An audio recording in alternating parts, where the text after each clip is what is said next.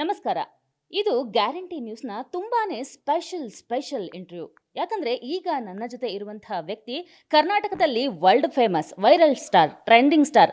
It is none other than Bigg Boss season 12 trophy winner, showman Gilli Nataraj. Gilli Gilli Nata ಅವರೇ ನಮಸ್ಕಾರ. ನಮಸ್ಕಾರ madam. ನೀವು ಹೇಗಿದ್ದೀರಾ ಅಂತ ನಾನು ಕೇಳೋದೇ ಇಲ್ಲ, ಯಾಕಂದ್ರೆ ಪ್ರತಿಯೊಬ್ಬರು ನಿಮ್ಮ ಹಿಂದೆನೇ ಇದ್ದಾರೆ. ನೀವು ಎಲ್ಲ ಹೋಗ್ತಿದ್ದೀರಾ, ಏನು ಮಾಡ್ತಾ ಇದ್ದೀರಾ, ಹೇಗಿದ್ದೀರಾ ಅಂತ ನಮಗೆ ಲೈವ್ ಆಗಿ ತೋರಿಸ್ತಾ ಇದ್ದಾರೆ. ಸೊ ಫೇಸ್ಬುಕ್ ಲೈವ್ನಿಂದ ಬಿಗ್ ಬಾಸ್ ವರೆಗೆ ಅಂತ ಹೇಳ್ತಿದ್ವಿ, ಬಟ್ ಇವಾಗ ನಾನು ಹೇಳ್ತಾ ಇದ್ದೀನಿ, ಫೇಸ್ಬುಕ್ ಲೈವ್ನಿಂದ CM ವರೆಗೆ ಹೋಗಿದ್ದೀರಾ. ನಿಮ್ಮ ಫಸ್ಟ್ ರಿಯಾಕ್ಷನ್ ಏನು? ಅದು ಅದೇ ಪ್ರತಿ ಸಲ ಅದೇ ರಿಪೀಟ್ ಆಗ್ಬಿಡ್ತದೆ ಮೇಡಮ್. ಫೇಸ್ಬುಕ್ ಲೈವ್ ನಾನು ಸುಮ್ಮನೆ ಅದು ನನಗೊಬ್ಬರು ಒಂದು ಅಸಿಸ್ಟೆಂಟ್ ಡೈರೆಕ್ಟ್ರಾಗಿ ಒಂದು ಕೆಲಸ ಸಿಗಲಿ, ಒಂದು ಒಳ್ಳೆ ಸಿನಿಮಾದಲ್ಲಿ ಅಸಿಸ್ಟೆಂಟ್ ಡೈರೆಕ್ಟ್ರಾಗಿ ಕೆಲಸ ಸಿಗಲಿ, ಸಂಬಳ ಬರುವಂಥ ಕಂಪ್ನಿ ಪ್ರೊಡಕ್ಷನಲ್ಲಿ ಕೆಲಸ ಸಿಗಲಿ ಅಂತ ಸ್ಟಾರ್ಟ್ ಮಾಡೋದು. ಅಂದರೆ ಆ ಡೈಲಾಗು ಅದೆಲ್ಲ ಗುರುತಿಸ್ಬಿಟ್ಟು ರೈಟ್ರಾಗೋ ಇಲ್ಲ ಡೈರೆಕ್ಷನ್ ಕೋ ಡೈರೆಕ್ಟ್ರಾಗೋ ಅಸಿಸ್ಟೆಂಟ್ ಡೈರೆಕ್ಟ್ರಾಗೋ ಕೆಲಸ ಸಿಕ್ಕಿದ್ರೆ ಸಾಕು ಅಂತ ಅದನ್ನ ಸ್ಟಾರ್ಟ್ ಮಾಡಿದ್ದು. ಯೂಟ್ಯೂಬ್ ಕಂಟೆಂಟು ಏನೈತೆ ಅದು ಡೈರೆಕ್ಟರ್ ಆಗಬೇಕು ಅಂತ. ಅದು ಇಲ್ಲಿ ಗಂಟ ಕರ್ಕೊಬಂದ್ಬಿಡ್ತದೆ ಅಂದರೆ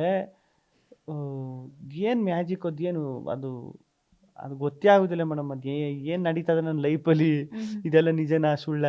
ನಾನು ನಿಜಲ್ಲೂ ಈಗ ಈಗ ಈಗ ಹೆಂಗಾಗ್ಬಿಟ್ಟದೆ ಅಂದರೆ ಹಿಂಗೆ ನಿಂತ್ಕೊಂಡು ಹಿಂಗೇ ನಿಂತ್ಕೊಬಿಡ್ತೀನಿ. ಯಾಕಂದ್ರೆ ಅದೇ ಗುಂಗು, ಅದು ನಿಜನಾ ಸುಳ್ಳು, ಏನಾಗ್ತೈತೆ ಅದು ಅದು ಅದು ಅಂದರೆ ಅದು ಲೈವಾಗಿ ನಾನು ಅನುಭವಿಸೋಕ್ಕೂ ಐತಿಲ್ಲ, ಬುಡಕ್ಕೂ ಐತಿಲ್ಲ.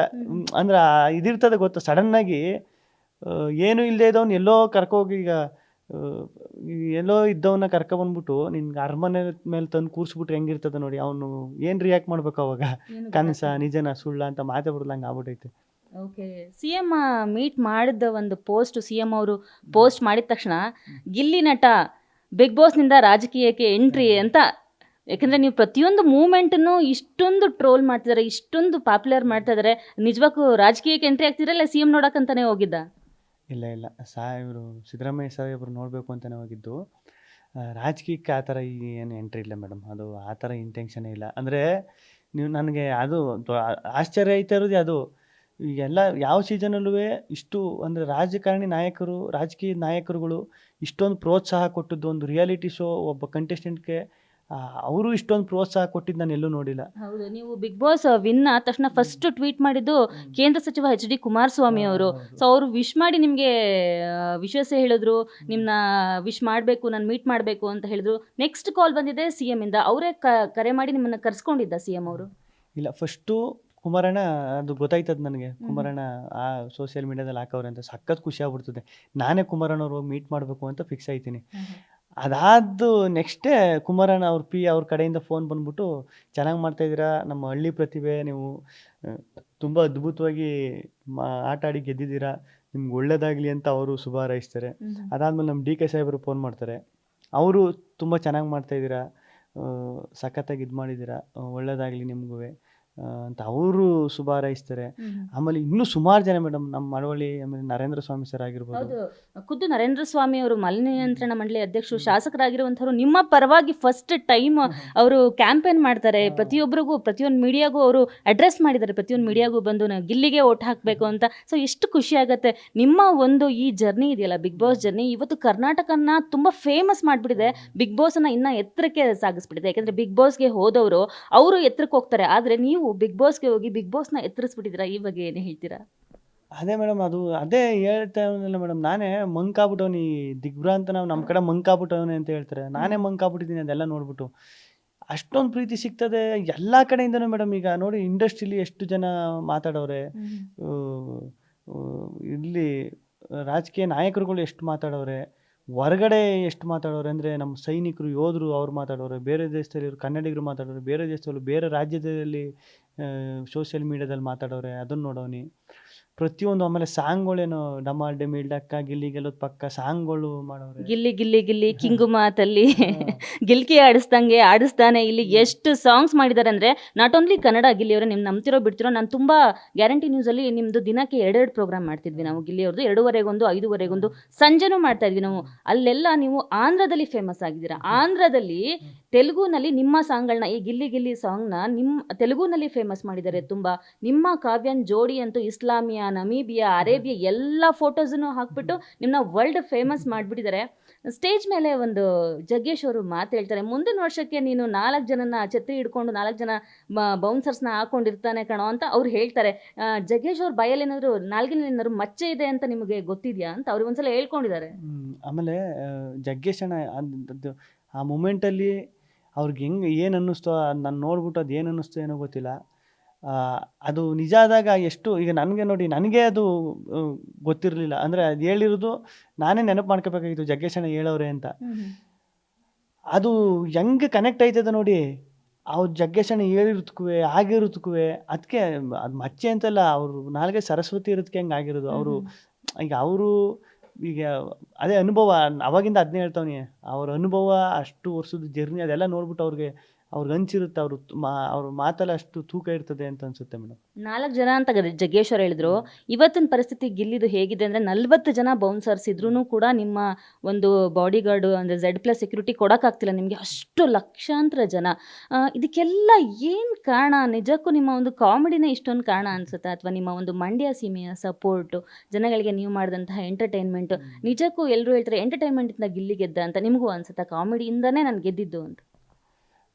ಕಾಮಿಡಿ ಅನ್ನೋದಕ್ಕಿಂತ ಮೇಡಮ್ ನಾನು ಹಂಗೆ ಅನ್ಕೊಂಡಿದ್ದು, ಒಂದು 7-8 ವಾರ ಉಳ್ಕೊಬಿಟ್ರೆ ಸಾಕು. ಯಾಕಂದರೆ ನಂಬಿಕೆ ಇಟ್ಟು ಕಳಿಸೋರೆ ಬಿಗ್ ಬಾಸ್ ಟೀಮು ಇಷ್ಟೆಲ್ಲ ಇದು ಮಾಡಿ. ಒಂದು 7-8-10 ವಾರ ನಾನು ಯಾವಾಗಲೂ ಹೇಳೋ, ಚಂದ್ರಣ್ಣ ಇದ್ರಲ್ಲ ನಮ್ಮ ಚಂದ್ರಪ್ರಭಾ, ಚಂದ್ರಣ್ಣನ ನಾನು ಅವರು ಮಾತಾಡ್ಕೊ ಮಲಗು ಟೈಮಲ್ಲಿ ಜಸ್ಟ್ 10 ವಾರ ತುಂಬಿಸ್ಬಿಟ್ರೆ ಅಣ್ಣ, 10 ವಾರ ಆದಮೇಲೆ ಆಚೆಗೆ ಹೋದ್ರು 70 ದಿನ ಇದ್ದೆ ಬಿಗ್ ಬಾಸಲ್ಲಿ ಅಂತ ಹೇಳ್ಕೊ ಓಡಾಡ್ಬೋದು, 10 ವಾರ ಇದ್ದೆ ಅಂತ ಹೇಳ್ಕೊ ಓಡಾಡ್ಬೋದು. ಈ 5 ವಾರ 6ನೇ ವಾರಕ್ಕೆ ಹೋಗ್ಬಿಟ್ರೆ ಮರ್ಯಾದೆ ಇರಲ್ಲ ಕಾರಣ, ನಾವು ಏನಾರ ಮಾಡಿ ಉಳ್ಕೋಬೇಕು ಇಲ್ಲಿ ಅಂತೆಲ್ಲ ಮಾತಾಡುವೆ. ಅದು 10 ವಾರ 12 ವಾರ ಆಯಿತು, 13 ವಾರ ಆಯಿತು, 14-15 ಫಿನಾಲೆ ಆಗೋಯ್ತು, ಟಾಪ್ 6 ಆಗೋಯ್ತು, ವಿನ್ ಆಗೋಯ್ತು. ಇಲ್ಲಿ ಬಂದು ಏನು ಫುಲ್ಲು ಜಾತ್ರೆ ಆಗೋಯ್ತು. ಓಕೆ. ಗಜಕೇಸರಿ ಯೋಗ, ರಾಜಯೋಗ, ಅದೃಷ್ಟದ ಹೆಬ್ಬಾಗಲು ಎಲ್ಲನೂ ಒಟ್ಟೊಟ್ಟಿಗೆ ಒದ್ಕೊಂಡು ಗಿಲ್ಲಿಗೆ ಬಂದ್ಬಿಟ್ಟಿದೆ ಅಂತ ಹೇಳ್ತಿದ್ದಾರೆ. ಒಂದು ರಾಜಾಹುಲಿಲಿ ಹೇಳ್ತಾರಲ್ಲ, ಈ ಒಂದು ಶ್ರಾವಣ ಕಳೆದು ನನ್ನ ಮಗ ಟಾಪಲ್ಲಿ ಬರ್ತಾನೆ ಅಂತ, ಆ ಥರ ಏನಾದ್ರು ಆಗ್ಬಿಟ್ಟಿದೆಯಾ ನಿಮಗೆ? ನಿಮ್ದು ಯಾವ್ದು ರಾಶಿ ಗಿಲ್ಲಿ ಅವರೇ? ನಂದು ವೃಶ್ಚಿಕ ರಾಶಿ. ವೃಶ್ಚಿಕ ರಾಶಿ, ಭಾಳ ಟಾಪಲ್ಲಿ ಬಂದ್ಬಿಟ್ಟಿದ್ದೀರಾ, ಎಲ್ಲ ಯೋಗಗಳು ನಿಮಗೆ ಬಂದ್ಬಿಟ್ಟಿದೆ. ಸೊ ಏನು ಅನ್ಸುತ್ತೆ ಇದ್ರ ಬಗ್ಗೆ? ಆ ಎಲ್ಲ ಯೋಗಗಳನ್ನೂ ನಾನು ದುರುಪಯೋಗ ಮಾಡ್ಕೋಬಾರ್ದು ಅಂತ ಇಷ್ಟಪಡ್ತೀನಿ ಮೇಡಮ್, ಅಷ್ಟೇ. ಅದಾಗಬಾರ್ದು ಅಂತ. ಅದು ಯೋಗ ಅನ್ನೋದಕ್ಕಿಂತ ಅದು ಎಲ್ಲೋ ಒಂದು ಕಡೆ, ಈಗ ನಮ್ಮ ಅಪ್ಪ ನಮ್ಮವ್ವ ಮಾಡಿದ್ದು ಯಾವುದೋ ಜನ್ಮದ ಪುಣ್ಯ, ಇಲ್ಲ ನಾನು ಮಾಡಿದ್ದು ಯಾವುದೋ ಜನ್ಮದ ಪುಣ್ಯನೋ, ಇಲ್ಲ ಇಷ್ಟೆಲ್ಲ ಪಡಿಕೆ ನಾನು ಅಷ್ಟು ಅರ್ಹತೆ ಇದ್ದದೋ ಇಲ್ವೋ, ಇದೆಲ್ಲ ಸ್ಟಾರ್ಟ್ ಆಗ್ಬಿಡ್ತದೆ. ಓಕೆ. ಇನ್ನು ನೀವು ಬಿಗ್ ಬಾಸ್ ಕರೆಕ್ಟಾಗಿಂದ ನಿಮ್ಮ ಬಗ್ಗೆ ಪ್ರತಿಯೊಂದು ನೆಗೆಟಿವ್ ಇಲ್ಲವೇ ಇಲ್ಲ, ತುಂಬಾ ಪಾಸಿಟಿವ್ ಆಗಿ ಹೋಗಿದೆ. ಬರ್ತಾ ಲಾಸ್ಟಲ್ಲಿ ಒಂದು ಸ್ವಲ್ಪ ನೆಗೆಟಿವ್ ಹೋಯಿತು ಅಷ್ಟೇ. ಬಟ್ ಕೆಲವೊಂದು ಮೂಮೆಂಟಲ್ಲಿ ಏನಾಯಿತು, ನಿಮ್ಮ ಒಂದು ಸೋಷಿಯಲ್ ಮೀಡಿಯಾ ಟೀಮ್ ವಿರುದ್ಧನೇ ಒಂದು ಇವರೇ ಅಪಪ್ರಚಾರ ಮಾಡ್ತಿದ್ದಾರೆ, ನೆಗೆಟಿವ್ ಕಮೆಂಟ್ಸು, ಅದು ಎಲ್ಲಿವರೆಗೆ ಹೋಗೋಯ್ತು ಅಂದರೆ ಸುದೀಪ್ ಅವ್ರ ಮಟ್ಟಿಗೂ ಹೊರಟೋಯ್ತು. ಅವ್ರ ಕಿಚ್ಚನ ಚಪ್ಪಾಳೆ ಕೊಟ್ಟಂಥ ಧ್ರುವಂತ್ ಮತ್ತು ಅಶ್ವಿನಿ ಅವರಿಗೆ ಇಲ್ಲ ಇದು ಸರಿಗೇ ಇಲ್ಲ ಅಂತ ನೆಗೆಟಿವ್ ಆಗಿ ಕಮೆಂಟ್ ಮಾಡೋಕ್ಕೆ ಶುರು ಮಾಡಿಬಿಟ್ರು. ಸೊ ನಿಮಗೆ ಒಂದು ನೆಲೆ ಕೊಟ್ಟಂತಹ, ಇಷ್ಟೊಂದು ಫೇಮ್ ಕೊಟ್ಟಂತಹ ಬಿಗ್ ಬಾಸ್ ಬಗ್ಗೆನೇ ಈ ಥರ ಆರೋಪ ಬಂದ್ಬಿಡ್ತು. ಈ ಆರೋಪದ ಬಗ್ಗೆ ನೀವೇನು ಹೇಳ್ತೀರಾ? ಈಗ ನಾನು ಫಸ್ಟ್ ಹೇಳಬೇಕು ಅಂದರೆ ಮೇಡಮ್, ಈಗ ನಾನು ಅದರ ಟೀಮ್ ಕ್ರಿಯೇಟ್ ಮಾಡಿ ನೆಗೆಟಿವ್ ಕಮೆಂಟ್ ಮಾಡಿಸ್ತೀನಿ, ನೆಗೆಟಿವ್ ಆಗಿ ಏನೋ ಮಾಡ್ತೀನಿ. ನನ್ನ ಹತ್ರ ಅಷ್ಟು ದುಡ್ಡು ಇಲ್ಲ ಮೇಡಮ್, ಅದನ್ನೆಲ್ಲ ಮಾಡಿಸುವಷ್ಟು. ಆಮೇಲೆ ಈಗ ನೆಗೆಟಿವ್ ಕಮೆಂಟು ನೆಗೆಟಿವ್ ಆಗಿ ಮಾಡೋರೆ, ಈಗ ಅದನ್ನು ಇಟ್ಟು ನಾನು ಮಾಡಿಸ್ತೀನಿ ಅಂದರೆ ಅದಂತೂ ಒಪ್ಪಲ್ಲ ಮೇಡಮ್. ಆಮೇಲೆ ಯಾರೇ ಮಾಡಿದ್ರು, ಈಗ ಸುದೀಪ್ ಅಣ್ಣನಿಗೆ ಆ ಥರ ಮಾಡಿರೋದು, ಈಗ ಸುದೀಪ್ ಅಣ್ಣನ ನಾವು ಎಷ್ಟು ಇಷ್ಟಪಡ್ತೀವಿ ಅಂತ ಗೊತ್ತು ಎಲ್ರಿಗೂ. ಈಗ ಸುದೀಪ್ ಅಣ್ಣನಿಗೆ ಹಂಗೆ ಮಾಡೋರೆ, ಹಂಗೆ ಅಷ್ಟೆಲ್ಲ ಇದು ಮಾಡೋರೆ ಅಂದರೆ ಅದು ತಪ್ಪು ಮೇಡಮ್, ಯಾರೇ ಆದರೂ ತಪ್ಪು, ಹಂಗೆ ಮಾಡಬಾರ್ದು. ಎಲ್ರಿಗೂ ಗೊತ್ತು ಗಿಲ್ಲಿ ಒಳ್ಳೆ ಹುಡುಗ, ಯಾವತ್ತೂ ನೆಗೆಟಿವ್ ಕಮೆಂಟ್ ಮಾಡೋರಲ್ಲ, ಅಲ್ಲಿ ಮಾಡಿದಂಥ ಜಗಳನ ಹೊರಗಡೆನೂ ಕ್ಯಾರಿ ಮಾಡಿದವರಲ್ಲ.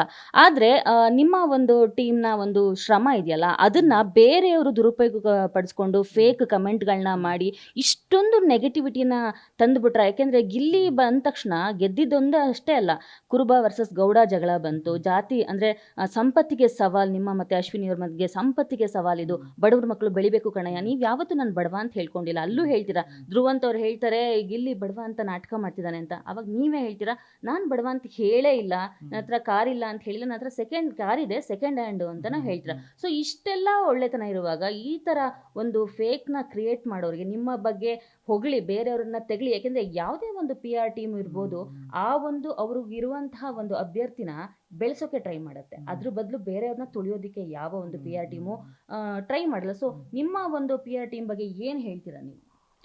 ಅದೇ ನಂದು ಪಿ ಆರ್ ಟೀಮು ಅಂದರೆ ಅವರು ಆ ಥರ ಮಾಡೋರು ಅಲ್ಲ, ಆ ಥರ ಇದು ಮಾಡೋರು ಅಲ್ಲ. ಪಿ ಆರ್ ಟೀಮ್ ಅಂದರೆ ಮೇಡಮ್ ಈಗ ನನಗೆ ಪಿ ಆರ್ ಟೀಮ್ ಏನಕ್ಕೆ ಅಂದರೆ ಅದಕ್ಕೆ ಏನು ಬೇಕಾಯ್ತು ಅಂದರೆ ನನ್ನ ಇನ್ಸ್ಟಾಗ್ರಾಮ್ಗೆ ಪೋಸ್ಟ್ ಹಾಕೋಕ್ಕಷ್ಟೇ.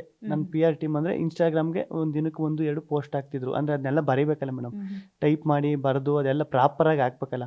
ಸತ್ಯವಾದ ಇನ್ಸ್ಟಾಗ್ರಾಮ್ ನೀವು ಸುಮ್ಮನೆ ನನ್ನ ಬಿಗ್ ಬಾಸ್ಗೆ ಬರೋಕ್ಕಿಂತ ಮುಂಚೆ ನಾನು ಏನೇನು ವೀಡಿಯೋ ಏನಾರು ಫೋಟೋ ಹಾಕಿದ್ರೆ ಅದನ್ನೆಲ್ಲ ಸುಮ್ಮನೆ ನೋಡಿ. ಅದಕ್ಕೇನು ಕ್ಯಾಪ್ಷನ್ ಇರೋಲ್ಲ, ಹ್ಯಾಶ್ಟ್ಯಾಗು ಅವೇನು ನನಗೆ ಗೊತ್ತಿಲ್ಲ, ಅವೇನು ಮಾಡೋಕ್ಕೂ ಗೊತ್ತಿಲ್ಲ, ಹಾಕೋಕ್ಕೂ ಗೊತ್ತಿಲ್ಲ. ಆಮೇಲೆ ನಾನು ಯಾವುದನ್ನೂ ಕಂಟೆಂಟ್ ಆಗಲಿ ಇದಾಗಲಿ ನನ್ನ ಇನ್ಸ್ಟಾಗ್ರಾಮು ಕೊಲಾಬ್ ವೀಡಿಯೋಗಳು ಅಷ್ಟೇ ಇದ್ದಿದ್ದು. ಅಂದರೆ ನನ್ನ ಚಾನಲಲ್ಲಿ ಶೋಲ್ಲಿ ಕೆಲಸ ಮಾಡ್ತೀನಲ್ಲ, ಆ ಕೊಲಾಬ್ ವೀಡಿಯೋ ಏನಿದ್ವೋ ಅವನ್ನ ಕೊಲಾಬ್ ಮಾಡ್ತಿದ್ದೆ ಅಷ್ಟೇ, ಇನ್ನೇನು ಇಲ್ಲ. ಅಷ್ಟೇ ಗೊತ್ತಿದ್ದದ್ದು ನನಗೆ. ಈಗಲೂ ಸುಮ್ಮನೆ ನನಗೆ ರೀಲ್ಸ್ ಮಾಡೋಕ್ಕೆ ಕರೆಕ್ಟಾಗಿ ಬರೋದಿಲ್ಲ. ಏನು ಇದು ಮಾಡ್ಬೇಕು ರೀಲ್ಸು ಚಾನಲಲ್ಲಿ ಮಾಡೋನಿ, ಅವರೇ ಬಂದು ಮಾಡಿಸ್ತಾರೆ ಹಿಂಗೆಲ್ಲ ಕ್ಯಾಮ್ರಾ ಇಟ್ಕೊಂಡು ಅದೆಲ್ಲ ಮಾಡೋನಿ. ನಾನು ಪರ್ಸ್ನಲಾಗಿ ರೀಲ್ಸ್ ಮಾಡಿ ಅಪ್ಲೋಡ್ ಮಾಡೋದು ಯಾವುದು ನಾನು ಮಾಡಿಲ್ಲ. ನನಗೆ ಸರಿಯಾಗಿ ಗೊತ್ತೂ ಇಲ್ಲ. ಅದು ಫಿಲ್ಟ್ರ್ ಹಾಕೊಂಡು ಇದು ಮಾಡೋದು ಅದೆಲ್ಲ ಗೊತ್ತಿಲ್ಲ. ಅದನ್ನ ಪ್ರಾಪರಾಗಿ ಮಾಡೋಕ್ಕೆ ಈಗ ಅವರು ಚಾನೆಲ್ ಕಡೆಯಿಂದ, ಈಗ ಬಿಗ್ ಬಾಸ್ ಶೋ ಕಡೆಯಿಂದ ಒಂದಷ್ಟು ಫೋಟೋ ಕಳಿಸ್ತಾರೆ, ಇನ್ನೊಂದು ಯಾವುದೋ ವಿಡಿಯೋ ಇದು ಮಾಡ್ತಾರೆ, ಅದನ್ನ ಕೊಲಾಬ್ ಮಾಡಿ ಅದನ್ನ ಕೆಳಗಡೆ ಕ್ಯಾಪ್ಷನ್ ಎಲ್ಲ ನೀಟಾಗಿ ಬರೆದು ಮಾಡಬೇಕಿತ್ತು. ಅಷ್ಟಕ್ಕೆ ಮೇಡಮ್ ಬೇಕಾಗಿದ್ದು ನನಗೆ. ಅದಕ್ಕೆ ಅಂತ ಒಬ್ಬರು ಇರಬೇಕು ಅಂತ.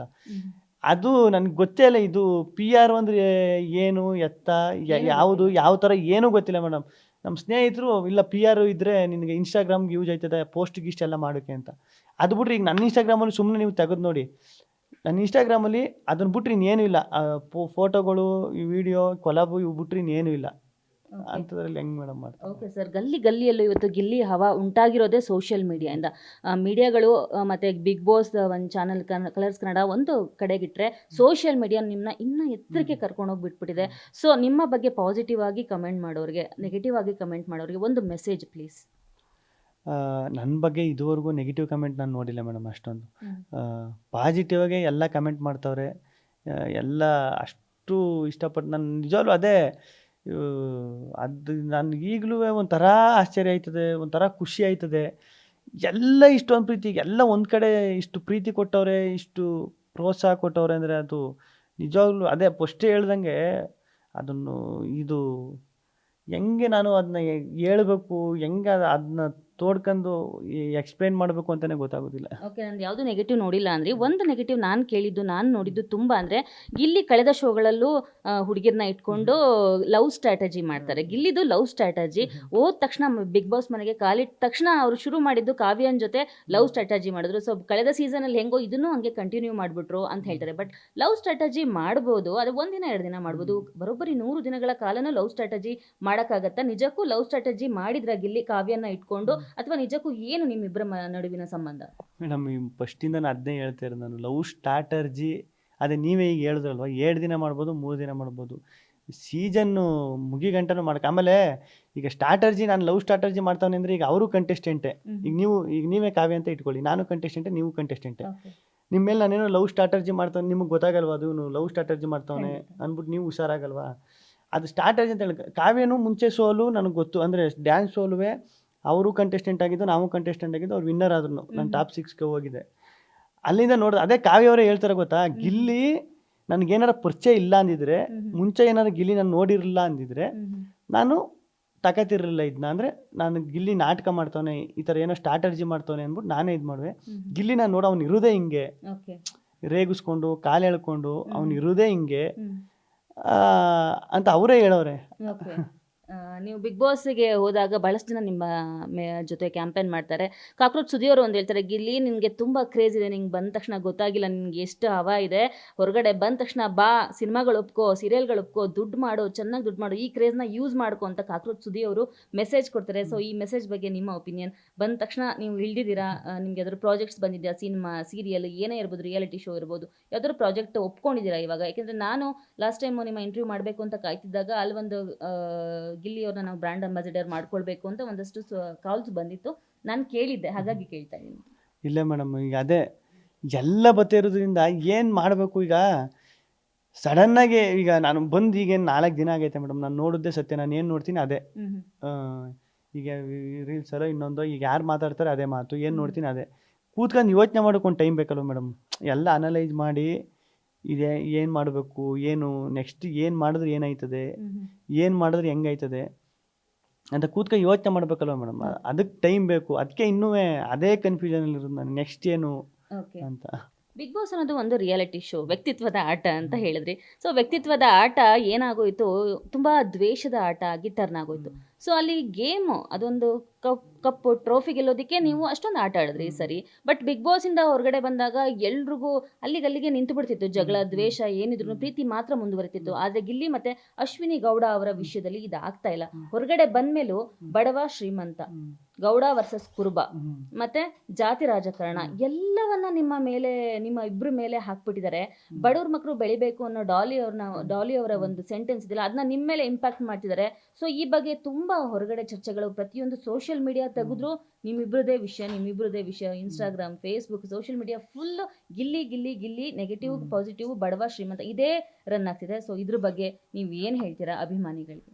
ಅದೇ ಮೇಡಮ್, ಈಗ ಮೊದಲನೇದಾಗಿ ಈಗ ಜಾತಿ ಅಂತ ಬಂದರೆ ಅದು ಒಪ್ಪಲ್ಲ ಮೇಡಮ್. ಈಗ ಎಲ್ಲರೂ ಈಗ ಪ್ರತಿಯೊಬ್ಬರು ಇಷ್ಟಪಟ್ಟವ್ರೆ ಮೇಡಮ್, ಪ್ರತಿಯೊಬ್ಬರೂ ಅದನ್ನು ಬರೀ ಜಾತಿ ಅಂತ ಅದಕ್ಕೆ ಸೀಮಿತ ಮಾಡಿಬಿಟ್ರೆ ತಪ್ಪಾಗ್ಬಿಡ್ತದೆ ಮೇಡಮ್.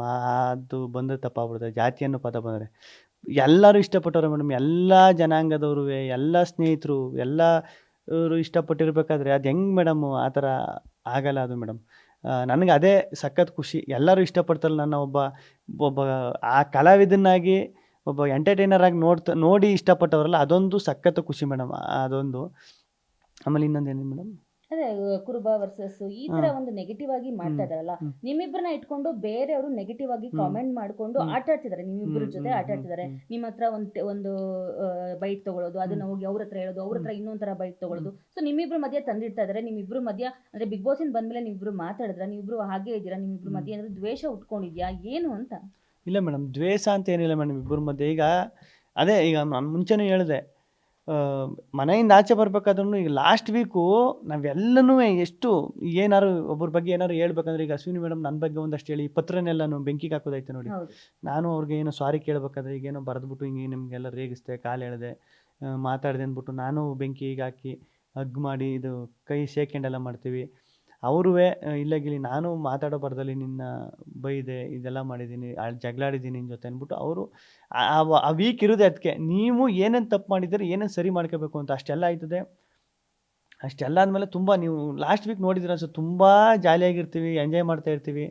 ಕೊನೆಗೆ ನಾನು ರಕ್ಷಿತಾ ಅವರು ಉಳ್ಕೊಂಡಾಗ್ಲೂ ದೇವ್ರಿಗೆ 3 ಜನನು ಗಂಧದ ಕಡ್ಡಿ ಎಸ್ಬಿಟ್ಟು, ಅವರೇ ಕರೀತಾರೆ ದೇವ್ರ ಪೂಜೆ ಮಾಡಿ ಅಂತ ಕರೆದ್ಬಿಟ್ಟು ಗಂಧದ ಕಡ್ಡಿ ಎಸ್ಬಿಟ್ಟು, ಯಾರೇ ಗೆದ್ದರೂ ಖುಷಿ ನನಗೆ, ಯಾರಾದರೂ ಗೆಲ್ಲಿ, ಚೆನ್ನಾಗಿ ಆಡಿದ್ದೀರಾ, ನಾವು 3 ಜನ ಇಲ್ಲಿವರೆಗೂ ಬಂದಿದ್ದೀವಿ ಅಂದರೆ ಗ್ರೇಟ್. ಅದು ಯಾರೇ ಗೆದ್ದರೂ ನನಗಂತೂ ಖುಷಿ ಆಯ್ತದೆ ಅಂದ್ಬಿಟ್ಟು ಇಂಗ್ಲೀಷಲ್ಲಿ ಏನೋ ಹೇಳ್ಬಿಟ್ಟು ಆಚೆ ಬಂದಿದ್ದು ನಾವು. ಪ್ರತಿಯೊಬ್ರು ಕಂಟೆಸ್ಟೆಂಟ್ಸ್ ಬಿಗ್ ಬಾಸ್ಗೆ ಹೋದಾಗ ನಾನು ಕಪ್ ಗೆಲ್ತೀನಿ, ನಾನು ಗೆದ್ಕೊಂಡ್ ಬರ್ತೀನಿ ಅಂತ ಹೋಗ್ತಾರೆ. ಆದ್ರೆ ಗೆಲ್ಲಿಯವರು ಕಾವ್ಯ ಅವರ ಕೈ ಹಿಡ್ಕೊಂಡು ನಾನು ಫಿನಾಲೆಗೆ ಹೋಗ್ತೀನಿ, ನಾನು ಕಪ್ ಗೆಲ್ತೀನಿ, ನನ್ನ ಪಕ್ಕ ಕಾವ್ಯ ಇರ್ತಾಳೆ ಅಂತ ಹೇಳಿದ್ರಿ.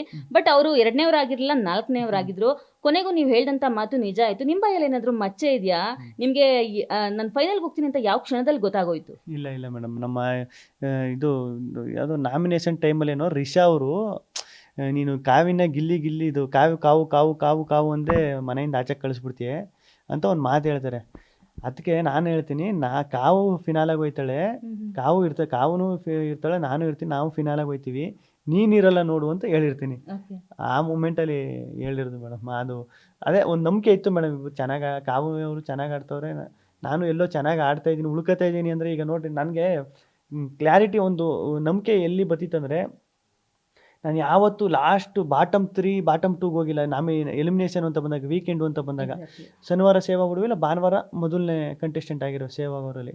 ಆಮೇಲೆ ಅಲ್ಲೊಂದು ಸೌಂಡ್ ಬತ್ತಿತ್ತು ಗೊತ್ತಾ ಮೇಡಮ್, ಗಿಲ್ಲಿ ಫಾರ್ ಸೇಫ್ ಅಂತ ಸುದೀಪಣ್ಣ ಹೇಳ್ದೇಟಿಗೆ ಹಿಂಗೆ ಎದ್ಬಿಟ್ಟು ಕೇಳ್ಬೇಕಾದ್ರೆ ಅಲ್ಲೊಂದು ಸೌಂಡ್ ಬರೋದು ಮೇಡಮ್ ಆಡಿಯನ್ಸ್ದು.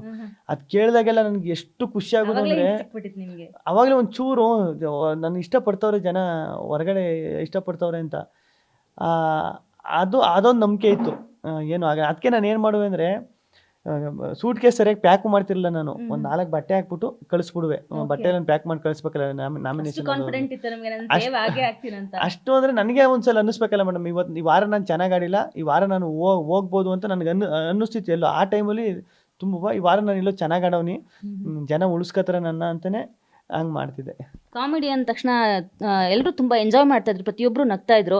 ಆದರೆ ಗಿಲ್ಲಿ ಕೆಳಗಾಕ್ ಮಾತಾಡ್ತಾನೆ, ತುಂಬ ವ್ಯಕ್ತಿತ್ವನ ಡಿಗ್ರೇಡ್ ಮಾಡ್ತಾನೆ ಅಂತ ಹೇಳ್ತಿದ್ರು. ಆ ಸಮಯಕ್ಕೆ ನಿಮ್ಗೆ ಏನು ಅನಿಸ್ತಿತ್ತು? ಇವಾಗಲೂ ಅದ್ರ ಬಗ್ಗೆ ನಿಮ್ಮ ರಿಯಾಕ್ಷನ್ ಏನು? ಮೇಡಮ್ ವ್ಯಕ್ತಿತ್ವ ಕೆಳಗೆ ಮಾತಾಡ್ತಾನೆ, ಡಿಗ್ರೇಡ್ ಮಾಡ್ತಾನೆ. ಈಗ ಹೌದು ಮೇಡಮ್, ಕಾಲು ಎಳಿತೀನಿ, ರೇಗಿಸ್ತೀನಿ. ಈಗ ನಿಮಗೆ ನಾನು ಕಾಲು ಎಳೀತಾ ಇರ್ತೀನಿ ಅಂತ ಇಟ್ಕೊಳ್ಳಿ, ಇಲ್ಲಿರೋರೆಲ್ಲ ನಗಾಡ್ತಾರೆ, ಆ ಟೈಮ್ಗೆ ಖುಷಿ ಪಡ್ತಾರೆ, ನೀವು ನಗಾಡಿರ್ತೀರಿ. ಅದು ನಾಮಿನೇಷನ್ ಅಂತ ಬಂದಾಗ ಏನಾಗ್ಬಿಡೋದು, ಅದು ಟರ್ನ್ ಆಗ್ಬಿಡೋದು ಬೇರೆ ಥರ. ಕಾಲು ಎಳಿತಾನೆ, ರೇಗಿಸ್ತಾನೆ, ಕೆಳಗಿಟ್ಟು ಮಾತಾಡ್ತಾನೆ ಅನ್ನೋ ಥರ ಆಗ್ಬಿಡ್ತು. ನನಗೆ ಗೊತ್ತಿಲ್ವಲ್ಲ ಮೇಡಮ್, ಈಗ 10 ಪಾಯಿಂಟ್ ಹೇಳಿರ್ತೀನಿ ನಾನು, 10 ಏನೋ ಪಂಚೋ ಇಲ್ಲ ಏನೋ ಮಾತಾಡಿರ್ತೀನಿ, 9ಕ್ಕೂ ನಗಾಡಿರ್ತೀರಾ, 10ಕ್ಕೂ ನಗಾಡಿರ್ತೀರಾ. ನೀವು 7ನೇದನ್ನ ತಗೊಂಡಿದ್ದೀರಾ ಸೀರಿಯಸ್ ಆಗಿ, 8ನೇ ತಗೊಂಡಿದ್ದೀರಾ, 6ನೇ ತಗೊಂಡಿದ್ದೀರಾ ಅಂತ ನನಗೆ ಗೊತ್ತಿಲ್ಲ. ಅದು ನಾಮಿನೇಷನಲ್ಲಿ ಬರ್ತದೆ ಅದು. ಓಕೆ, ನೀವು ಪ್ರತಿ ಸಲನೂ ಅಶ್ವಿನಿ ಗೌಡ ಅವ್ರನ್ನ ನಾಮಿನೇಟ್ ಮಾಡ್ತಾ ಇದ್ರಿ. ಅವರು ಕೂಡ ಸೇವಾಗ್ ಬರ್ತಿದ್ರು, ಅವರು ಕೂಡ ನಿಮ್ಮನ್ನ ನಾಮಿನೇಟ್ ಮಾಡ್ತಿದ್ರು, ನೀವು ಸೇವಾಗ್ ಬರ್ತಿದ್ರಿ. ಸೊ ನೀವು ನಮ್ಮ ಒಂದು ಗ್ಯಾರಂಟಿ ನ್ಯೂಸ್ ಮೂಲಕ ಏನು ಹೇಳ್ತೀರಾ? ನಿಮ್ಮ ಆ ಒಂದು ದ್ವೇಷ ಕ್ಯಾರಿ ಆಗಿದೆಯಾ ಅಶ್ವಿನಿ ಮೇಡಮ್, ನಿಮ್ಮ ಒಂದು ಆ ಕಾಂಪಿಟೇಷನ್, ಅಥವಾ ಹೇಗಿದ್ದೀರಾ ನಾವಿಬ್ರು ಚೆನ್ನಾಗಿದ್ದೀವಿ, ನೀವ್ಯಾಕೆ ಕಿತ್ತಾಡ್ತಿದ್ದೀರಾ ಅಂತ ಏನಾದ್ರು ಹೇಳಕ್ ಬಯಸ್ತೀರಾ ಅಂತ? ಇಲ್ಲ, ನಾವು ಚೆನ್ನಾಗಿ ಅಂದರೆ ಆ ದ್ವೇಷ ನನಗಂತೂ ಇಲ್ಲ ಮೇಡಮ್. ಯಾಕೆಂದರೆ ಈಗ ಲಾಸ್ಟ್ ವೀಕಲ್ಲಿ ಅವರ ತಮ್ಮ ಬರ್ತಾರೆ ನೋಡಿ, ಈಗ 3 ನಿಮ್ಗೆ ಏನು ಬೇಕು ಬೈಕೆ ಅಂತ ಕೇಳಿದಾಗ ಅವ್ರ ತಮ್ಮ ಬರ್ತಾರೆ. ಅವ್ರ ತಮ್ಮ ಬಂದಾಗಲೂ ಅವರು ಕರೀತಾರೆ, ಗಿಲ್ಲಿ ಮನೆಗೆ ಊಟಕ್ಕೆ ಬರಬೇಕು ನೀನು ಅಂತ ಅವರು ಕರೆದ್ಬಿಟ್ಟು ಹೋಯ್ತಾರೆ. ಅದು ಲಾಸ್ಟ್ ವೀಕು, ಲಾಸ್ಟ್ ಟೈಮಲ್ಲಿ. ಆಮೇಲೆ ಅವ್ರ ಅಮ್ಮ ಬಂದಿರ್ತಾರೆ. ನನಗೆ ಎಷ್ಟು ನಾನು ಅತ್ತೆ ಅಂತ ಅನ್ನೋದು, ಅವರು ಅಳಿಯ ಅಂತ ಮಾತಾಡ್ಸೋದು, ಅತ್ತೆ ಮಗಳು ಅನ್ನೋದು, ಈಗ ಮಾತಾಡ್ಸೋದು ಕೊನೆ. ಆಮೇಲೆ ನನ್ನ ಫೋಟೋನ ತಗೋಗಿ ಇವ್ನು ಗಿಲ್ಲಿ ಕ್ಯಾಪ್ಟನ್ ಆಗಬೇಕು ಅಂತ ಅವರು ಹೇಳಿರೋದು, ಇದೆಲ್ಲ ನೋಡಿದಾಗ ನನಗೆ ಆ ಥರ ಅನ್ಸೇಲೆ ಮೇಡಮ್. ನನಗೆ ಇದು ಏನು ಫ್ಯಾಮಿಲಿ ರೌಂಡ್ ಆದಮೇಲೆ ನನಗೆ ಎಲ್ಲೋ ಒಂದು ಕಡೆ ಇದು ಕಾಂಪಿಟೇಷನ್, ನಾರ್ಮಲ್ ಆಗ್ಬಿಟ್ರಿ ನೀವು, ತುಂಬಾ ಟಾಂಟ್ ಕೊಡೋದಕ್ಕೆ, ಜಗಳ ಆಡ್ಲಿಕ್ಕೆ ಹೋಗ್ಲಿಲ್ಲ. ಕಾಂಪಿಟೇಷನ್ ಕಾಂಪಿಟೇಟ್ರಿ ಅವರು. ಬಟ್ ಎಲ್ಲೋ ನನಗೆ ಇಷ್ಟು ಸಪೋರ್ಟ್ ಮಾಡ್ತಾರಲ್ಲ ಇವರು, ಫ್ಯಾಮಿಲಿಯವರು, ಇವರು ಎಲ್ಲ ಬಂದು ಅಂದ್ಬಿಟ್ಟು ನಾನು ಸುಮ್ಮನೆ ಆಗ್ಬಿಟ್ಟಿದೆ. ಅದು ನೀನು ಕ್ಯಾರಿ ಮಾಡಬೇಡಿ, ಯಾಕಂದರೆ ನಾವು ಡೆಡ್ ಎಂಡ್ ಬಂದ್ಬಿಟ್ವಲ್ಲ. ಕಾಂಪಿಟೇಷನ್ ಅಷ್ಟೇ. ಇಲ್ಲಿಂದ ಹೋದ್ಮೇಲೆ ಎಲ್ಲ ಚೆನ್ನಾಗಿರೋ ಅಂದರೆ ಅವರು ಹೇಳೋರು ಅದನ್ನ. ನಾವು ಬೀನ್ ಬ್ಯಾಗಲ್ಲಿ ಆಚೆ ಕೂತ್ಕೊಂಡು ಮಾತಾಡ್ಬೇಕಾದ್ರೆ ಅವರು ಆ ಮಾತನ್ನ ಹೇಳೋರು ಅವರೇ. ಇಲ್ಲಿ ಮಾತ್ರ ಕಾಂಪಿಟೇಟರ್ ಅಷ್ಟೇ, ಹೊರಗಡೆ ಬಂದಮೇಲೆ ನಾವೆಲ್ಲ ಚೆನ್ನಾಗಿ ಹೇಳಂತ ಲಾಸ್ಟಲ್ಲಿ ಅವರು ಹೇಳೋರೆ, ನಾವು ಅಲ್ಲಿ ಸಿಗೋಣ, ಇಲ್ಲಿ ಹೋಗೋಣ, ಟ್ರಿಪ್ ಹೋಗ್ಬಿಡೋಣ. ಖಂಡಿತ ಮೀಟ್ ಮಾಡ್ತೀನಿ ಮೇಡಮ್. ಓಕೆ, ಗೆಲುವು ಅನ್ನೋದು ಶಾಶ್ವತ ಅಲ್ಲ, ಕೀರ್ತಿ ಅನ್ನೋದು ಶಾಶ್ವತ ಅಲ್ಲ. ಇವತ್ತಿರುತ್ತೆ, ನಾಳೆ ಹೋಗುತ್ತೆ. ಏರ್ದವನು ಬೀಳಲೇಬೇಕು, ಬಿದ್ದವನು ಏಳಲೇಬೇಕು. ಸೊ ನೀವು ಈ ಒಂದು ಸ್ಟಾರ್ಗಳನ್ನ ಭೇಟಿ ಮಾಡೋಕ್ಕೆ ತುಂಬ ಕಷ್ಟಪಡ್ತೀರಿ. ನೀವೇ ಸ್ಟಾರ್ ಆಗಿಬಿಟ್ಟಿದ್ರೆ ಇವಾಗ. ಈ ಒಂದು ಗೆಲುವು ಇದೆಯಲ್ಲ, ಇದನ್ನು ನೀವು ಶಿವಣ್ಣ ಅವ್ರ ಜೊತೆ, ಸುದೀಪ್ ಅವ್ರ ಜೊತೆ, ಅಲ್ಲಿ ಒಳಗಡೆ ಬಂದಿದ್ದಂತಹ ಪ್ರೇಮ್ ಅವರೆಲ್ಲ ನಿಮ್ಮನ್ನು ಕಂಡ್ರೆ ತುಂಬ ಇಷ್ಟಪಟ್ಟು ಹೊರಗಡೆ ಎಲ್ಲ ಗಿಲ್ಲಿನೇ ಗೆಲ್ತಾನೆ ಅಂತ ಹೇಳಿದರು.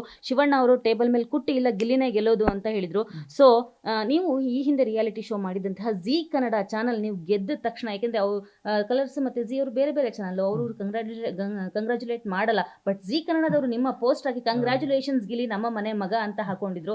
ಸೊ ಈ ಒಂದು ಸ್ಟೇಜ್ನಲ್ಲಿ ನಿಮಗೆ ಯಾರ್ಯಾರು ಏನೇನು ಕಿವಿ ಮಾತು ಹೇಳಿದ್ರು? ಶಿವಣ್ಣನ ಭೇಟಿ ಮಾಡಿದ್ರಿ, ಸುದೀಪ್ ಅಣ್ಣನ ಭೇಟಿ ಮಾಡಿದ್ದೀರಾ. ಸೊ ಯಾರ್ಯಾರು ಏನೇನು ಕಿವಿ ಮಾತು ಹೇಳಿದ್ದಾರೆ? ಅದೇ ನನಗೆ ಫಸ್ಟು ಆಶ್ಚರ್ಯ ಆದದ್ದೇ ಅದು ಮೇಡಮ್. ಜಿ ಕನ್ನಡ ಅಂದರೆ ಅಲ್ಲಿಂದನೇ ಅಲ್ಲೋ ನಾನು ಟಿವಿ ಅಂತ ಎಂಟ್ರಿ ಆದದ್ದೇ ಜಿ ಕನ್ನಡದಿಂದ. ನಮ್ಮ ಸರಣೆಯ ಹೌದು, ನಮ್ಮ ಸರಣೆಯ ಹೆಸರು ಬಾಸ್ಕಿಯಣ್ಣ. ಇವರೇ ನನ್ನನ್ನು ಕರ್ಕೊಬಂದು ರಿಯಾಲಿಟಿ ಶೋಗಳು, ಬ್ಯಾಕ್ ಟು ಬ್ಯಾಕ್ ರಿಯಾಲಿಟಿ ಶೋಗಳು ಮಾಡಿಸಿ ಕೊಟ್ಟು, ನನಗೆ ಗ್ಯಾಪ್ ಕೊಡ್ದೇ ಒಂದಾದ್ಮೇಲೆ ಒಂದು ರಿಯಾಲಿಟಿ ಶೋಗಳು ಕೊಟ್ಟು ಅಲ್ಲಿಂದನೇ ಬಂದಿದ್ದು. ಅಲ್ಲಿಂದ ಬಂದಾಗ ನನಗೂ ಎಲ್ಲೋ ಒಂಥರ ಅನ್ಸೋದು, ಅಯ್ಯೋ ಇಲ್ಲಿಗೆ ಬಂದಲ್ಲ ಈಗ, ಅಂದರೆ ಜೀವನ ನಡೆಯಲೇಬೇಕಲ್ಲ ಮೇಡಮ್. ಈಗ ಬಂದ್ಬಿಟ್ನಲ್ಲ ಅಂತ ಒಂದು DKD ಶೋ ಇಷ್ಟೊತ್ತಿಗೆ ನಡೀತಾ ಇರ್ತದಲ್ಲ. ನಾನು ಅಲ್ಲಿ ಒಳಗಡೆ ಇದ್ದಾಗಲೂ ಒಂದೊಂದ್ಸಲ ಅನ್ಕವೆ, DKD ಶೋ ಇವಾಗ ಎಂಡ್ ಆಗಿತ್ತು, ನಮ್ಮ ಡಿಸೆಂಬರ್ಗೆ ಎಂಡ್ ಆಗಿತ್ತು. ಡಿಸೆಂಬರ್ ಎಂಡ್ ಆಗಿ ಇಷ್ಟೊತ್ತಿಗೆಲ್ಲ ನಾವು ಫಿನಾಲಲ್ಲಿ ಇರ್ತಿದ್ವು, ಶಿವಣ್ಣ ಎಲ್ಲ ಇರ್ತಿದ್ರು, ಅಲ್ಮಾ ಹಂಗೆ ಮಾತಾಡ್ತಿದ್ದೆ, ಹಿಂಗೆ ಮಾತಾಡ್ತಿದ್ದೆ ಅಂದ್ಬಿಟ್ಟು ಕಾವ್ಯ ನಾನು ಮಾತಾಡ್ಕೊಳ್ಳುವ. ಹೊರಗಡೆ ಬಂದ ತಕ್ಷಣ ಅದೇ ನಾನು ಗೆದ್ದಿರೋದು ಈ ಶೋ, ಇದು ಕಲರ್ಸ್ ಕನ್ನಡದಲ್ಲಿ. ಅವರು ಆ ಪ್ರೀತಿ ಇಟ್ಕೊಂಡು ನಮ್ಮ ಹುಡುಗ ಇವನು ಇಲ್ಲಿದ್ದವನು, ಇಲ್ಲಿಂದ ಓದವನು ಅಂತ ಅವರು ಪೋಸ್ಟರ್ ಹಾಕೋದಾಯ್ತಲ್ಲ, ಮಗ ಅನ್ನೋ ಥರ ಹಾಕಿದ್ರು. ಅದು ಎಲ್ಲ ಸಖತ್. ಶಿವಣ್ಣ ಯಾವ ಕಿವಿ ಮಾತು ಹೇಳಿದ್ರು? ಸುದೀಪಣ್ಣ ಯಾವ ಕಿವಿ ಮಾತು ಹೇಳಿದ್ರು ನಿಮಗೆ? ಯಾಕಂದರೆ ಸ್ಟಾರ್ಗಳವರು ಈಗ ಆಲ್ರೆಡಿ ಆ ಒಂದು ಸಾಧನೆಯನ್ನು ಮಾಡಿದ್ದಾರೆ. ಸೊ ಅವ್ರು ಯಾವ ಕಿವಿ ಮಾತು ಹೇಳಿದ್ರು? ಫಸ್ಟು ಶಿವಣ್ಣ ಅವರು ಅವ್ರ ಮನೆಗೆ ಹೋದಾಗ ಮಾತಾಡಿಸಿ, ಸ್ವೀಟ್ ಎಲ್ಲ ತಿನ್ನಿಸಿ ಕೂರಿಸ್ಕೊಂಡು ಒಳ್ಳೆ ಮಗನ ಥರ ಟ್ರೀಟ್ ಮಾಡ್ಬಿಟ್ರು ನನಗೆ. ಅದು ಸಕ್ಕತ್ ಇಷ್ಟರಲ್ಲಿ ಕೂತವಿ. ಅವ್ರ ಮಾತು ನನಗಿನ್ನೂ ಹಂಗೆ ಕಿವಿಲಿ ಗುಟ್ತಾ ಇರ್ತದೆ. ನೀನು ಗಿಲ್ಲಿ ನೀನು ಡಿಸರ್ವ್ ಇದೆ ಬಿಡಮ್ಮ, ನನಗೆ ಗೊತ್ತಿತ್ತು ನೀನು ಗೆಲ್ತಿ ಅಂತ ನನಗೆ ಗೊತ್ತಿತ್ತು ಬಿಡಮ್ಮ. ಓಕೆ ಗೆದ್ದೆ ನೀನು.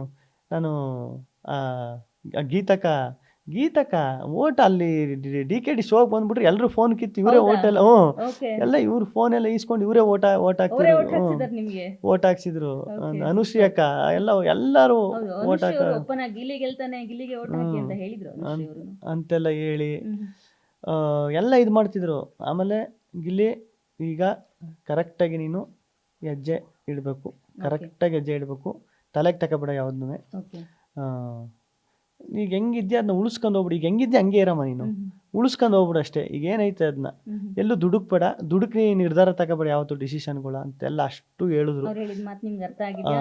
100% ಅರ್ಥ ಆಗಿದೆ. ಓಕೆ ಗಿಲ್ಲಿ ಬಿಗ್ ಬಾಸ್ ಅಂದ ತಕ್ಷಣ ಕಾವುನ ಬಿಟ್ಟು ಅದು ಎಂಡ್ ಆಗೋದೇ ಇಲ್ಲ. ಸೊ ನೀವು ಹೊರಗಡೆ ಬಂದ ತಕ್ಷಣ ಜಾಲಿವುಡ್ ಹೊರಗಡೆ ನಿಮ್ದು ಕಾವ್ಯನ ದೊಡ್ಡ ದೊಡ್ಡ ಕಟೌಟ್ ಹಾಲಿನ ಅಭಿಷೇಕ ಎಲ್ಲ ಮಾಡಿರ್ತಾರೆ. ಸೊ ನಿಮ್ಮ ಬಹಳಷ್ಟು ಜನ ಪ್ರೊಡ್ಯೂಸರ್ಸ್ ನಿಮ್ಮನ್ನ ಕಾವ್ಯನ ಇಟ್ಕೊಂಡು ಸಿನಿಮಾ ಮಾಡಬೇಕು ಅಂತನೂ ಎಲ್ಲ ಪ್ಲಾನ್ ಮಾಡ್ತಿದ್ರಂತೆ. ಸೊ ಕಾವ್ಯನ ಜೊತೆ ನಿಮ್ಮ ಒಂದು ಕಾವ್ಯ ಒಂದು ಕಾಂಬಿನೇಷನ್ ಅಲ್ಲಿ ಪಿಕ್ಚರ್ ಬಂದ್ರೆ ಏನು ನಿಮ್ಮ ರಿಯಾಕ್ಷನ್? ಅದೇ ಮೇಡಮ್, ಈಗ ಅವರು ಒಪ್ಕೋಬೇಕು.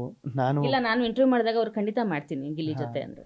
ಮೇಡಮ್ ಅದೇ ನಾನು ಅದೇ ಕನ್ಫ್ಯೂಷನಲ್ಲಿ ಈಗ ನೆಕ್ಸ್ಟ್ ಏನು ಮಾಡಬೇಕು, ಮುಂದೆ ಏನು ಡಿಸಿಷನ್ ತಗೋಬೇಕು ಅನ್ನೋ ಟೆನ್ಷನ್ಲಿ ಆ ಕನ್ಫ್ಯೂಷನ್ಲಿ ಅವನಿಲ್ಲ ಮೇಡಮ್ ಇವಾಗ.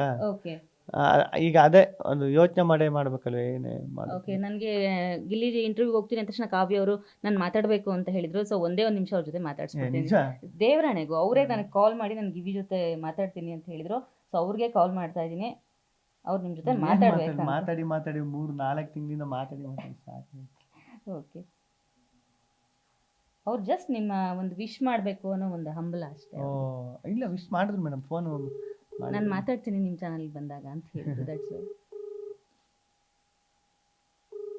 ಎತ್ತಲ್ಲ ಬಿಡಿ ಬಿಜಿ ಅವರು. ನಾನು ಹಲೋ ಕಾವ್ಯ ಅವರೇ, ಗಿಲ್ಲಿ ಅವರಿದ್ದಾರೆ. ನಾವು ಗ್ಯಾರಂಟಿ ನ್ಯೂಸಿಂದ ಇಂಟರ್ವ್ಯೂ ಮಾಡ್ತಾ ಇದ್ದೀವಿ, ನೀವು ಮಾತಾಡ್ತೀನಿ ಅಂತ ಹೇಳಿದ್ರಿ. ನಿಮ್ಮ ಒಂದು ಮಾತು, ಯಾಕೆಂದರೆ ಅವರು ಪಿಕ್ಚರ್ ಬಂದರೆ ನಿಮ್ಮ ಜೊತೆ ಆ್ಯಕ್ಟ್ ಮಾಡ್ತೀನಿ ಅಂತ ನೀವು ಹೇಳಿದ್ರಿ. ಸೊ ಗಿಲ್ಲಿ ಅವರು ಕೂಡ ಪಿಕ್ಚರ್ ಆಫರ್ ಬಂದರೆ ಖಂಡಿತ ಮಾಡ್ತೀನಿ ಅಂತ ಹೇಳಿದ್ರೆ, ಮಾತಾಡಿ ಗಿಲ್ಲಿ ಅವ್ರ ಜೊತೆ. ಹೇಳಿ ಕಾವ್ಯ ಅವರೇ. ಹೇಳಿ ಗಿಲ್ಲಿ ಅವರೇ, ಏನು ಸಮಾಚಾರ?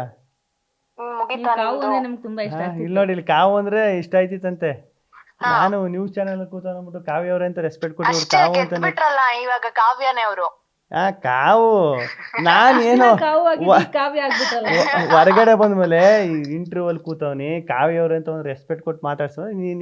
ಇವ್ರು ಕಾವು ಪಾಪ ಇಷ್ಟಪಡ್ತವ್ರು, ಏನ್ ಮಾತಾಡೋದು. ಏನ್ ಕಾವು ಚೆನ್ನಾಗಿದ್ಯಾ? ಚೆನ್ನಾಗಿದ್ದೀನಿ, ಹೇಗಿದ್ಯಾ? ಎಲ್ಲಿದ್ಯಾ? ಇಂಟರ್ವ್ಯೂ. ಇನ್ನೂ ಮುಗ್ದಿಲ್ವ ನಿಂದು? ಇಲ್ಲಿ ಒಬ್ರು ಪ್ರೊಡ್ಯೂಸರ್ ಬಂದಿದ್ರು, 100 ಕೋಟಿ ಬಜೆಟ್ ಪ್ಯಾನ್ ಇಂಡಿಯಾ ಪಿಕ್ಚರ್ ಅಂತೆ. ಅದಕ್ಕೆ ಮಾತಾಡುವ ಅಂತ ಕಾಲ್ ಮಾಡಿ. ನೀವೇ ಹೀರೋಯಿನ್? ಅವರು ಇಲ್ಲೇ ಕೂತವ್ರೆ ಇದ್ರಲ್ಲಿ. ಇಲ್ಲ, ಗಿಲ್ಲಿ ಅವ್ರ ಕಾಲ್ ಶೀಟ್ ಸಿಗುತ್ತಾ ನೋಡಿ ಫಸ್ಟ್. ಕಾಲ್ ಸೀಟು, ಸೋಫಾ ಸೆಟ್ಟು, ಕೂತ್ಕೊಳ್ಳೋ ಸೀಟು ಎಲ್ಲ ಸಿಗ್ತದೆ. Bus stand seat, bus seat ಎಲ್ಲ. ಎಲ್ಲಿದ್ಯಾ? ಇಲ್ಲೇ ಮನೆ. ಆಫೀಸ್ಗೆ ಹೋಗಿದ್ಯಾ? ಗೊತ್ತಾಯ್ತು ನಿನ್ಗೆ? ಏನು 3 ಕೋಟಿ ರೂಪಾಯಿಂದು ಫ್ಲಾಟ್ ತಗೊಂಡು ಅಲ್ಲೇ ಮಾಡ್ತಿರೋದು. Sofa set 2.5 lakh. 3 BHK ಫ್ಲಾಟಿಗೆ ಬಂದಿದ್ದೀವಿ ನಾವು ಇಂಟರ್ವ್ಯೂ ಮಾಡೋದಕ್ಕೆ. ಸೂಪರ್ ಗಿಲ್ಲಿ, ಕಂಗ್ರಾಚುಲೇಷನ್ಸ್ ಹೇಳಿ ಕಾವ್ಯ ಅವರೇ. ಕಂಗ್ರಾಚುಲೇಷನ್ಸ್ ಕಣೋ. ಎಲ್ಲಿ ತಗೊಂಡೆ? ಇದು ಹೇಳೋಣ ಬಿಡು. ಇದು ಏನೋ ಯಾವ್ದಪ್ಪ ಇದು, ಇಲ್ಲೇ ಹೇಳ್ತೀನಿ. ಆಯ್ತು. ಓಕೆ ಕಾವ್ಯ ಅವರೇ, ಫಿಲ್ಮ್ ಆಫರ್ ಬಂದ್ರೆ ರೆಡಿನಾ ನೀವು ಗಿಲ್ಲಿ ಕಾಂಬಿನೇಷನ್ ಅಲ್ಲಿ?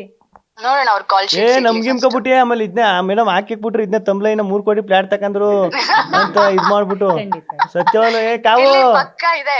ಇಲ್ಲ ಇದು ಫ್ರೆಂಡ್ ಮನೆಗ್ ಬಂದಿದೆ. ಇಲ್ಲ ಪಕ್ಕ ಹಂಗೆ ಹಾಕದ್ ನೋಡ್ ತಮ್ನೇಲು. ಇವ್ರು ಲೈಟ್ ಎಲ್ಲ ನಂತರ 3 ಕೋಟಿ ಫ್ಲಾಟ್ ನಲ್ಲಿ ಇಂಟರ್ವ್ಯೂ ಮಾಡುತ್ತಿರುವ ಗಿಲ್ಲಿ ನಟ. ನನಗೆ ಅದೆಲ್ಲ ಭಯ ಐತಿರೋದು. ಲೈಟ್ ಎಲ್ಲ ತಂದಿಕ್ಬಿಟ್ಟು ಮ್ಯಾಲೆ ಚಿಟ್ಟ ಪಟ ಅಂತ ಸೌಂಡ್, ಮ್ಯಾಲೆ ಬೌನ್ಸ್ ಕೊಟ್ಬಿಟ್ಟು ಲೈಟ್ ಎಲ್ಲ ಈಟ್ಗೆಲ್ಲ ಪಟ ಅಂತ ಸೌಂಡ್ ಬರ್ತದೆ. ಆ ಓನರ್ ಬಂದು ಎಲ್ಲ ಹೊಡೆದೋಡ್ಸೋರು ಅಂತ ಭಯ ಆಯ್ತಾ ಇದಾರೆ ನನಗೆ. ಸರಿ ಕಾವ್, ಆಯ್ತು, ಮಾಡೋದೇನು, ಫೋನ್ ಮಾಡ್ತೀನಿ. ಓಕೆ, ಥ್ಯಾಂಕ್ ಯು ಕಾವ್ಯ ಅವರೇ, thank you so much. Yes Gilli ಅವರೇ, ಇಷ್ಟೊಂದು ಜನನ ಸಂಪಾದನೆ ಮಾಡಿದ್ದೀರಾ, ಸಾಧನೆಯ ಶಿಖರ ಕೀರ್ತಿಯ ಉತ್ತುಂಗಕ್ಕೆ ಏರಿದ್ದೀರಾ. ಕೊನೆಯದಾಗಿ ನಿಮ್ಮ ವೀಕ್ಷಕರಿಗೆ, ನಿಮ್ಮ ಫ್ಯಾನ್ಸ್ಗೆ ನಮ್ಮ ಗ್ಯಾರಂಟಿ ನ್ಯೂಸ್ ಮೂಲಕ ಏನು ಹೇಳ್ತೀರಾ? ಅದೇ ಪ್ರತಿ ಸಲ ಹೇಳ್ದಂಗೆ ಇದನ್ನ ಉಳಿಸ್ಕೊಬಿಟ್ರೆ ಸಾಕು. ಎಲ್ಲರೂ ನನ್ನ ಕಡೆಯಿಂದ ತಪ್ಪಾದರೆ ದಯವಿಟ್ಟು ನನ್ನ ಕ್ಷಮಿಸ್ಬಿಡ್ರಿ. ನಿಮ್ಮ ಪ್ರೀತಿ ಪ್ರೋತ್ಸಾಹ ಯಾವಾಗಲೂ ಹಿಂಗೆ ಇರಲಿ. ನಾನು ಸದಾ ಚಿರಋಣಿಯಾಗಿರ್ತೀನಿ ನಿಮಗೆ. ಗಿಲ್ಲಿಯವರೇ, ಈ ಒಂದು ಬಿಗ್ ಬಾಸ್ ಟ್ರೋಫಿ ಅಷ್ಟೇ ಅಲ್ಲ, ಇಂಥ ನೂರಾರು ಟ್ರೋಫಿಗಳು, ನೂರಾರು ಪ್ರಶಸ್ತಿಗಳು ನಿಮ್ಮನ್ನು ಹುಡ್ಕೊಂಬರ್ಲಿ. ನಿಮ್ಮಲ್ಲಿ ಅಷ್ಟು ಒಂದು ಟ್ಯಾಲೆಂಟ್ ಇದೆ, ಅಷ್ಟು ಒಂದು ಟ್ಯಾಲೆಂಟು ನಿಮಗೆ ಕಲಾ ಸರಸ್ವತಿ ಒಲಿದಿದ್ದಾಳೆ. ಈ ಟ್ಯಾಲೆಂಟ್ ನಿಮ್ಮನ್ನ ಇನ್ನೂ ಎತ್ತರಕ್ಕೆ ಕೊಂಡೋಗ್ಲಿ ಅನ್ನೋದು ಎಲ್ಲ ಅಭಿಮಾನಿ, ನಮ್ಮೊಬ್ಬರ ಆಸೆ ಅಲ್ಲ, ಎಲ್ಲ ಅಭಿಮಾನಿಗಳ ಆಸೆ ಕೂಡ ಆಗಿದೆ. ಸೊ ಇಂಥ ಟ್ರೋಫಿ ಇನ್ನೂ ಹೆಚ್ಚೆಚ್ಚು ಸಿಗಲಿ. ನಿಮ್ಮ ಮುಂದಿನ ಜೀವನ, ಸಿನಿಮಾ ಜೀವನ, ಸೀರಿಯಲ್ ಜೀವನ ಎಲ್ಲದಕ್ಕೂ ಒಳ್ಳೆಯದಾಗಲಿ ಅಂತ ನಾವು ವಿಶ್ ಮಾಡ್ತಾ ಇದ್ದೀವಿ. ಥ್ಯಾಂಕ್ ಯು ಸೋ ಮಚ್ ನಮ್ಮ ಗ್ಯಾರಂಟಿ ನ್ಯೂಸ್ ಜೊತೆ ಮಾತನಾಡಿದ್ದಕ್ಕೆ. Thank you madam. ನಿಮಗೂ ಪಾಪ ಅಲ್ಲಿಂದ ಬಂದು ನಾನು ಇಂಟರ್ವ್ಯೂ ತಗೊಂಡು ಇಲ್ಲಿ ಬಂದು ಮಾತಾಡ್ಸ್ತಾ ಇರೋದಕ್ಕೆ ನಿಮಗೂ ಥ್ಯಾಂಕ್ ಯು ಮೇಡಮ್. ನಿಮಗೂ ಒಳ್ಳೆಯದಾಗಿ. ನಾವು ನಿಮ್ಮನ್ನು ಹುಡುಕಕ್ಕೆ ಇಡೀ ಕರ್ನಾಟಕ ಸುತ್ತಬಿಟ್ಟಿದ್ದೀವಿ. ಬೆಂಗಳೂರು ಜಾಲಿವುಡ್ ಸ್ಟುಡಿಯೋಸ್, ಬಿಡದಿಯಿಂದ ಮಳವಳ್ಳಿಯಿಂದ ದಡದ್ಪುರದಲ್ಲೂ ಕೊನೆಗೂ ನಿಮ್ಮ ಸ್ವಗ್ರಾಮದಲ್ಲೂ ಸಿಗ್ಲಿಲ್ಲ ನಮಗೆ. ಕೊನೆಗೆ ನೋಡಿ ಇಲ್ಲಿ ಸಿಕ್ಕಿದ್ದೀರಾ. ಒಳ್ಳೆ ದೇವ್ರ ಥರ ಆಗ್ಬಿಟ್ಟಿದ್ದೀರಾ. ದೇವ್ರನ್ನ ನೋಡ್ದಂಗೆ ಆಗ್ಬಿಟ್ಟಿದೆ ನಿಮ್ಮನ್ನು ನೋಡೋದು. ನಿಮ್ಮ ಅಭಿಮಾನಿಗಳು ಕೂಡ ಕಾಯ್ತಿದ್ರೆ. ಸೊ ನಿಮ್ಮ ಅಭಿಮಾನಿಗಳಿಗೆ ಯಾವಾಗ ದರ್ಶನ ಕೊಡ್ತೀರಾ? ಪ್ರೆಸ್ ಮೀಟ್ ಅಥವಾ ಏನಾದ್ರು ಮಾಡಿ ಆ ಥರ ಏನಾದ್ರು ಪ್ಲ್ಯಾನ್ಸ್ ಇದೆಯಾ ಲಾಸ್ಟ್? ಹಾಂ ಮೇಡಮ್, ಅದೇ ಈಗ ಒಂದಷ್ಟು ಕೆಲಸಗಳು ಮುಗಿಸ್ಕೊಂಡು ಅದೇ ನನಗೂ ಆಸೆ ಐತೆ ಮೇಡಮ್. ಪ್ರತಿಯೊಬ್ಬರು ಈಗ ಪ್ರತಿಯೊಂದು ಕಡೆ ನಾನು ಅದನ್ನು ನೋಡ್ತಾ ಇರ್ತೀನಿ ರೀಲ್ಸಲ್ಲಿ. ಅಲ್ಲಿ ಅನ್ನದಾನ ಮಾಡಿರೋದು, ಇನ್ನೊಂದು ಕಡೆ ಎತ್ತುಗಳನ್ನೆಲ್ಲ ಕಿಚ್ಚಾಯಿಸಿರೋದು, ನಮ್ಮ ಯೋಧರು ಮಾತಾಡಿರೋದು, ನಮ್ಮ ಸಿನಿಮಾ ಚಿತ್ರರಂಗದವ್ರು ಮಾತಾಡಿರೋದು, ರಾಜಕೀಯ ನಾಯಕರುಗಳು ಮಾತಾಡಿರೋದು, ಎಲ್ಲ ಪ್ರತಿಯೊಬ್ಬರು ಚಿಕ್ಕ ಮಕ್ಕಳಿಂದ ಹಿಡಿದು ನನಗೆ ಸಖತ್ತು ಬೇಜಾರಾಗಿದ್ದು. ಮತ್ತು ಅಂದರೆ ಇಷ್ಟೊಂದು ತಗೊಬಿಟ್ಟವ್ರ ಬಿಗ್ ಬಾಸ್ ಶೋನ ಇಷ್ಟೊಂದು ಇಷ್ಟಪಡ್ತಿದ್ರ ಅಂತ ಅನಿಸಿದ್ದು ಈ ಮೊನ್ನೆ. ಈಗ ಬೆಳಿಗ್ಗೆ ನಮ್ಮ ಅಪ್ಪು ಸರ್ದು ಇದ್ರ ಹತ್ರ ಪುಣ್ಯಭೂಮಿ ಹತ್ರ ಹೋಗಿದೆ, ಕೈಮುಖ ಬರುವ ಅಂತ ಇದೆ ಟ್ರೋಫಿ ತಗೊಂಡು. ಬಿಗ್ ಬಾಸ್ ಶೋ ಇಲ್ಲದೆ ನಮಗೆ ಸಖತ್ ಬೇಜಾರಾಗ್ಬಿಟ್ಟೈತೆ, ಟಿ ವಿನೇ ಆಗ್ಬಿಟ್ಟು ಬೇಜಾರಾಗ್ಬಿಟ್ಟೈತೆ ಈಗ ಅಂತೆಲ್ಲ ಹೇಳ್ತಾರೆ. ಆಮೇಲೆ ಚಿಕ್ಕ ಮಕ್ಕಳೆಲ್ಲ ಗಿಲ್ಲಿ ಮಾಮ ನೋಡಬೇಕು, ಗಿಲ್ಲಿ ಮಾಮ ಹತ್ರ ಕರ್ಕೋಗು ಅಂತ ಹೇಳೋದು. ಆಮೇಲೆ ಬೇರೆ ಭಾಷೆಯವರು, ತೆಲುಗು, ತಮಿಳು ಅಲ್ಲೆಲ್ಲ ಮಾತಾಡೋದು ಇದ್ರ ಬಗ್ಗೆ ಸೋಷಿಯಲ್ ಮೀಡಿಯಾದಲ್ಲೆಲ್ಲ. ಅಯ್ಯೋ ಸಖತ್ತು. ಖಂಡಿತ ತೆಲುಗುವಿಂದನೂ ಆಫರ್ ಬರ್ತಿದೆ ಅಂತಿದ್ದಾರೆ. ಖಂಡಿತ ಒಪ್ಕೊಳ್ಳಿ. ನಮ್ಮ ಕರ್ನಾಟಕದ ಕೀರ್ತಿಯನ್ನ ಎಲ್ಲ ಒಂದು ಭಾಷೆಗಳಲ್ಲೂ ಹಾರೈಸಿ ಅಂತ ಹೇಳ್ತೀವಿ. ನಿಮ್ಮ ಮನೆಯವರು ನಿಮಗೆ ಹರಕೆ ಹೊತ್ತಿದಾರೋ ಇಲ್ವೋ ನನಗೆ ಗೊತ್ತಿಲ್ಲ. ಆದರೆ ಚಾಮುಂಡೇಶ್ವರಿಗೆ ನೀವು ಗೆಲ್ಲಬೇಕು ಅಂತ ಹರಕೆ ಹೊತ್ತಿದ್ದಾರೆ. ಟ್ಯಾಟೋ ಹಾಕಿಸ್ಕೊಂಡಿದ್ದಾರೆ. ತುಂಬ ಜನ ರಕ್ತದಾನ ಮಾಡಿದ್ದಾರೆ. ಎಷ್ಟೋ ಜನ ಗಿಲ್ಲಿ ಗೆಲ್ಲಬೇಕು ಅಂತ. ಸೊ ಈ ಒಂದು ಪ್ರಾರ್ಥನೆಗಳೇ ನಿಮ್ಮ ಗೆಲುವಿಗೆ ಕಾರಣ ಆಯಿತು ಅಂತ ನನ್ನ ಒಂದು ಅನಿಸಿಕೆ. ನೀವು ಯಾವ ದೇವ್ರನ್ನ ನಂಬೋದು ಗಿಲ್ಲಿಯವರೇ?